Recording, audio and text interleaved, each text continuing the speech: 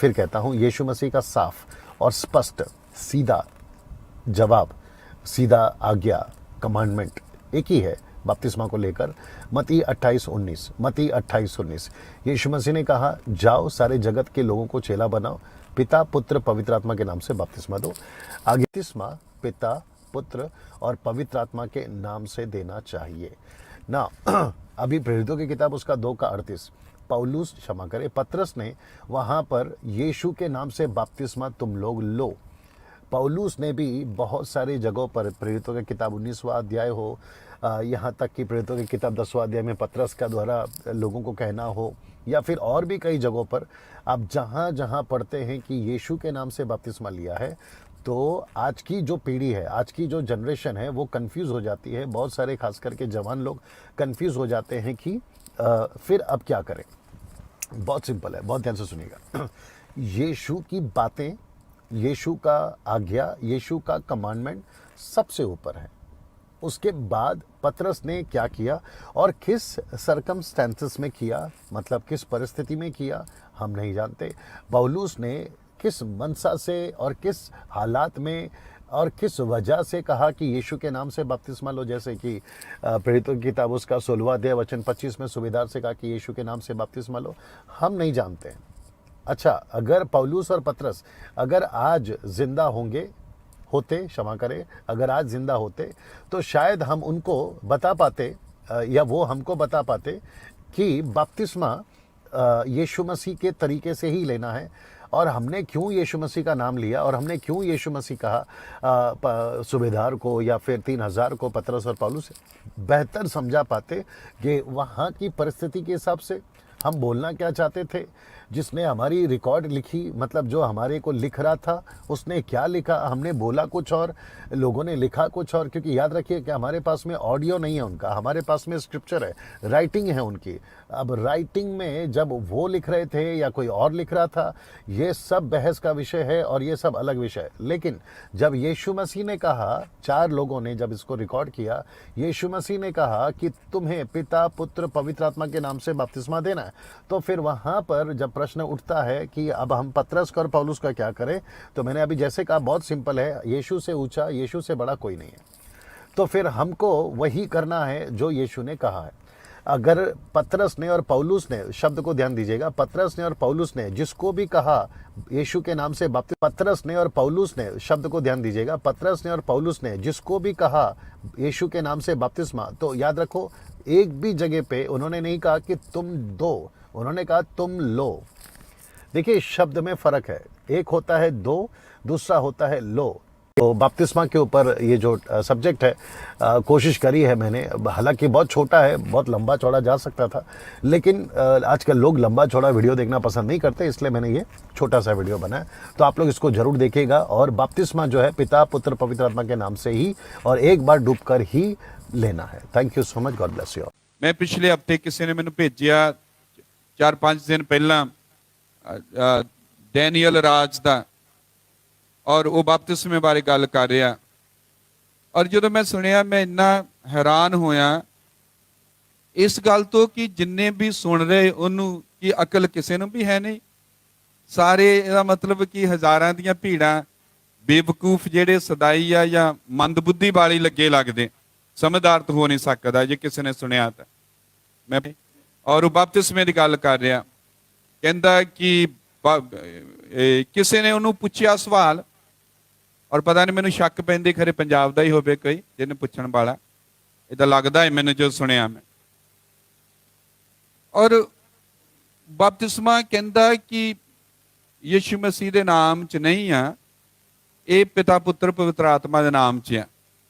ये हवाले की दे रहा, तुहानूं दस्सण लगा कि लोग भी बेचारे बेवकूफ है या करे या अकल ही है नहीं करे, या बाइबल ही नहीं पढ़ते, या पढ़ना नहीं या समझना नहीं चाहते जो दिंदे, क्योंकि मसा दे हेठिया दुष्ट आत्मावां दे। कहता कि देखो प्रभु यीशु मसीह ने क्या बपतिस्मा जाके पिता पुत्र पवित्र आत्मा के नाम च दियो। तर्क उहदा देखो। हुण कहता पतरस जिहड़ा आ वो कह रहा यीशु मसीह के नाम च बपतिस्मा लो, ਕਿੰਨਾ ਕਹਿੰਦਾ ਫਰਕ ਆ। ਉਹ ਦੋ ਦਾ ਆ, ਇਹ ਲੋ ਦਾ ਆ। ਦਿਓ ਕਹਿੰਦਾ ਹੋਰ ਹੁੰਦਾ, ਲਿਓ ਹੋਰ ਹੁੰਦਾ। ਇੱਕ ਗੱਲ ਬਣਦੀ, ਮੈਂ ਉਹਨੂੰ ਲਿਖਿਆ, ਮੈਂ ਕਿਹਾ ਮਿਸਟਰ ਡੈਨੀਅਲ ਰਾਜ, ਕੋਈ ਜਵਾਬ ਨਹੀਂ ਆਇਆ। 4-5 ਦਿਨ ਨਿਕਲ ਗਏ। ਤੂੰ ਜਦੋਂ ਬਪਤਿਸਮਾ ਦਿੰਨਾ ਲੋਕਾਂ ਨੂੰ, ਤੂੰ ਉਹਨਾਂ ਨੂੰ ਕੀ ਕਹਿਣਾ, ਬਪਤਿਸਮਾ ਦਿਓ, ਜਾਂ ਤੂੰ ਕਹਿਣਾ ਲਿਓ, ਲਓ? ਜਦੋਂ ਪਤਰਸ ਕਿਹੜਾ ਕਿਸੇ ਨੂੰ ਭੇਜਣ ਲੱਗਾ ਕਿ ਜਾਓ ਜਾ ਕੇ ਦਿਓ, ਪਤਰਸ ਦੇਣ ਲੱਗਾ। ਔਰ ਮੈਂ ਕਿਹਾ ਜਦੋਂ ਤੂੰ ਦਿੰਨਾ ਕੀ ਕਹਿੰਦਾ, ਇਹ ਲਿਖਿਆ ਮੈਂ ਵੀ ਤੂੰ ਕਹਿਣਾ ਦੋ ਬਪਤਿਸਮਾ ਜਾਂ ਲਓ ਕਹਿਣਾ, ਇਹ ਕੋਈ ਤਰਕ ਹੀ ਨਹੀਂ। ਦੂਜੀ ਗੱਲ ਕਹਿੰਦਾ ਕਿ ਦੇਖੋ ਆਪਾਂ ਆਇਤ ਕੱਢੀ ਮੱਤੀ ਦੀ ਕਿਤਾਬ ਕਿ ਪ੍ਰਭੂ ਯਿਸੂ ਮਸੀਹ ਨੇ ਕਿਹਾ ਦੀਆਂ ਸਾਰੀਆਂ ਆਗਿਆ ਮੰਨਣੀਆਂ। ਇਹ ਕਹਿੰਦਾ ਮੈਂ ਪਤਰਸ ਦੀ ਕਿਉਂ ਆਗਿਆ ਮੰਨਣਾ, ਹੈ ਕਿ ਨਹੀਂ?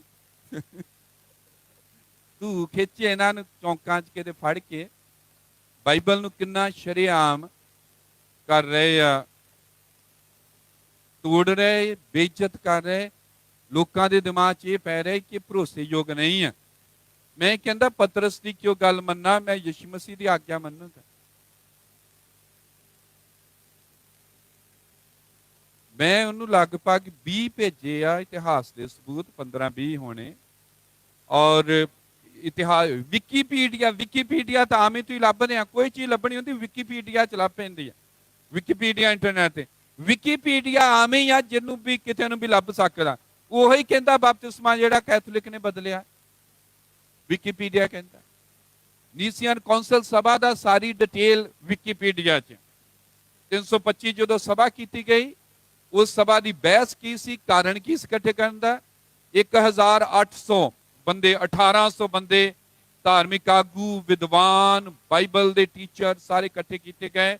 ਔਰ ਪੁੱਤਰ ਦੀ ਮਹਾਨਤਾ ਨੂੰ ਚੈੱਕ ਕਰਨ ਲਈ ਕਿ ਦੂਜੇ ਨੰਬਰ ਤੇ ਜਾਂ ਤੀਜੇ ਤੇ ਸਭ ਇਹਨਾਂ ਗੱਲਾਂ ਲਈ ਆਮ ਹੀ ਇਤਿਹਾਸ 'ਚ ਸਾਹਮਣੇ ਪਿਆ ਆ, ਸ਼ਰੇਆਮ ਗੱਲਾਂ ਆ। ਹੁਣ ਤਾਂ ਕੋਈ ਕਿਤਾਬਾਂ ਖਰੀਦਣ ਦੀ ਵੀ ਲੋੜ ਨਹੀਂ ਕਿ ਕਿਸ ਕੋਲ ਹੈ ਨਹੀਂ।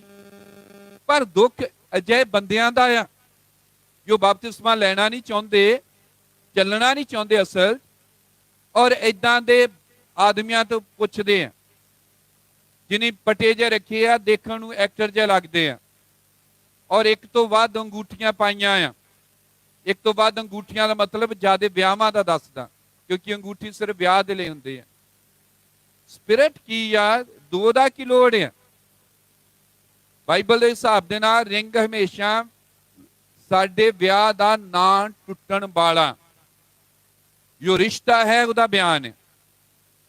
ਵਿਆਹ ਦੀ ਅਥਾਰਟੀ ਜਿਹੜੀ ਆ, ਰਿੰਗ ਅਥਾਰਟੀ ਆ, ਅਧਿਕਾਰ ਆ, ਉਹਦਾ ਬਿਆਨ ਆ। ਦੋ ਕਿਉਂ ਦੇਖ ਰਹੀਆਂ, ਤਿੰਨ ਕਿਉਂ ਦੇਖ ਰਹੀਆਂ? ਯਾਨੀ ਕੋਈ ਜ਼ਿਆਦਾ ਲਿੰਕ ਹੈ। ਔਰ ਇਦਾਂ ਦੇ ਬੰਦਿਆਂ ਕੋਲੋਂ ਜੋ ਆਤਮਿਕ ਨਾ ਦੇਖਣ ਤੋਂ ਲੱਗਦੇ, ਚਿਹਰਿਆਂ ਤੋਂ, ਔਰ ਨਾ ਹੀ ਗੱਲ ਜਿਹੜੀ ਆ ਉਹਦੀ ਕੋਈ ਤੁਕ ਬਣਦੀ। ਤੁਸੀਂ ਸੁਣਿਓ, ਤੁਹਾਨੂੰ ਇੱਕ ਬੱਚਾ ਬਪਤਿਸਮੇ ਦੇ ਬਾਰੇ ਚ ਅਗਰ ਗੱਲ ਕਹੂਗਾ, ਆਮ ਵਿਚਾਰਾ ਪੈਂਟੀਕਾਸਟਲ ਜਿਹਾ ਜਾਂ ਕੋਈ ਵੀ, ਉਹ ਵਧੀਆ ਜਵਾਬ ਦੇ ਸਕਦਾ।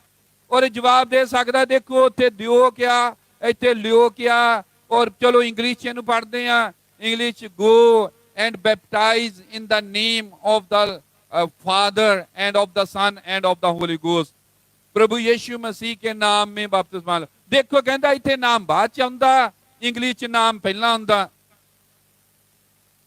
ਤੁਸੀਂ ਅਨੁਵਾਦ ਜਦੋਂ ਭਾਸ਼ਾਵਾਂ ਦਾ ਕਰਦੇ ਹੋ, ਅੱਖਰ ਅੱਗੇ ਪਿੱਛੇ ਜਿੱਦਾਂ ਤੁਸੀਂ ਬੋਲਦੇ ਹੋ ਤਾਂ ਹੋਣਾ ਹੀ ਹੈ, ਪਰ ਉਹਦੇ ਕੋਲ ਸਮਝਾ ਨਹੀਂ ਹੁੰਦਾ, ਨਾ ਸਮਝਾ ਸਕਦਾ ਹੀ ਉਹ।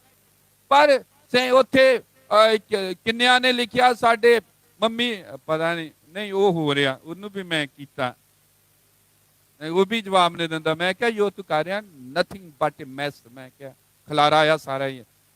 ਵਿੰਸਨ ਕਿਹੜਾ ਆ, ਵਿੰਸਟਨ ਪਤਾ ਨਹੀਂ, ਅਪੋਸਟਲ।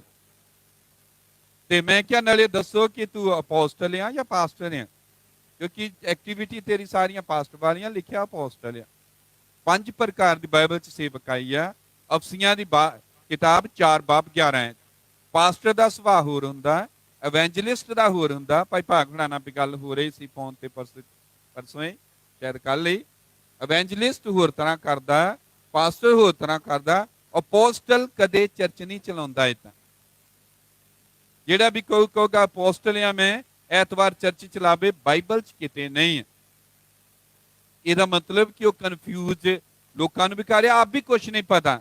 ਸੋ ਅਪੋਸਟਲ ਜਿਹਨੂੰ ਪ੍ਰੇਰਿਤ ਜਾਂ ਰਸੂਲ ਕਹਿੰਦੇ, ਵੱਖਰਾ ਹੁੰਦਾ, ਠੀਕ ਹੈ, ਉਹਦਾ ਸੁਭਾਅ ਵੱਖਰਾ, ਉਹਦੀ ਸੇਵਕਾਈ ਵੱਖਰੀ ਆ। ਉਹ ਕਦੇ ਐਤਵਾਰ ਚਰਚ ਨਹੀਂ ਲਾਉਂਦਾ, ਨਾ ਕਦੇ ਦਸਵੰਧ ਲੈਂਦਾ, ਤੇ ਨਾ ਉਹਦੇ ਤੇ ਹੁੰਦਾ ਹੀ ਕਿਦਾਂ ਜਨਤਾ ਇਕੱਠੀ ਕੀਤੀ ਜਾਏ। ਉਹ ਤੁਰਿਆ ਫਿਰਦਾ ਹੁੰਦਾ, ਕਦੀ ਕਿਤੇ ਕਦੀ ਕਿਤੇ। ਔਰ ਜਿੱਥੇ ਉਹਨੂੰ 4 ਬੰਦੇ ਲੱਭੇ, ਉਹਨਾਂ ਨੂੰ ਉਹਨੇ ਯਿਸੂ ਮਸੀਹ ਬਾਰੇ ਦੱਸਿਆ, ਉੱਥੇ ਉਹਨਾਂ 'ਚ ਦੇਖੂਗਾ ਕਿ ਪਾਸਟਰ ਕੌਣ ਬਣ ਸਕਦਾ। ਉੱਥੇ ਪਾਸਟਰ ਲਈ ਕਿਸੇ ਨੂੰ ਮਸਾ ਕਰੂਗਾ, ਜਿਹੜਾ ਠਹਿਰਾਊਗਾ, ਉਹਦਾ ਚਰਚ ਉਹਦੇ ਨਾਲ ਹੁੰਦਾ, ਠੀਕ ਹੈ। ਪ੍ਰੇਰਿਤ ਜਿਹੜਾ ਕਹਿੰਦਾ ਆਪਣੇ ਆਪ ਨੂੰ, ਉਹਦਾ ਪਾਸਟਰ ਵੀ ਹੁੰਦਾ। ਜੇ ਉਹਦਾ ਪਾਸਟਰ ਕੋਈ ਹੈ ਨਹੀਂ, ਉਹਦਾ ਚਰਚ ਪਿੱਛੇ ਹੈ ਨਹੀਂ, ਉਹਨੂੰ ਸਪੋਰਟ ਕੌਣ ਕਹਿ ਰਿਹਾ?